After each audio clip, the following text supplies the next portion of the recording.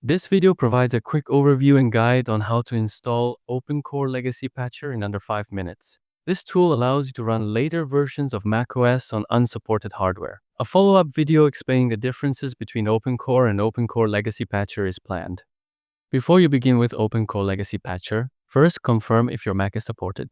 The link is in the description of this video along with all other relevant links. For this demonstration, I'm using a MacBook Air 2015 and everything is supported. You'll need a USB thumb drive of at least 16 gigabytes.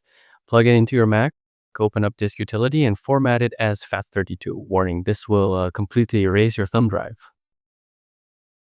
The next step is to download OpenCore Legacy Patcher from its GitHub page. Download the latest release, which includes the OpenCore Patcher GUI app.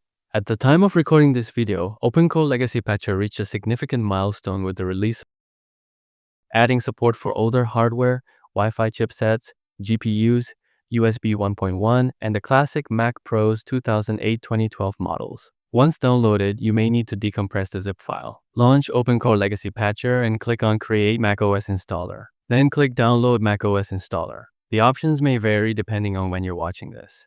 I'll select macOS 13.1 for my MacBook Air 2015. Since the installers are large, around 12 GB, it will take some time to download. After downloading, go back to Create macOS Installer and click Use Existing macOS Installer. This is the installer you just downloaded. OpenCore Legacy Patcher will install a bootable EFI partition onto the USB thumb drive and create a USB installer. Select the relevant macOS and then your USB drive. This process will take a while depending on your Mac and USB thumb drive.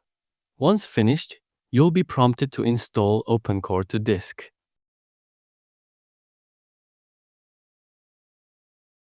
If your USB thumb drive appears as blue, that means it's already installed on the disk.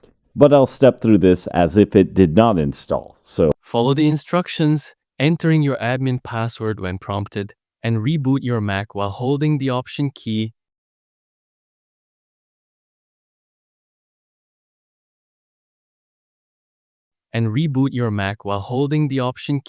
To access the OpenCore Boot EFI option.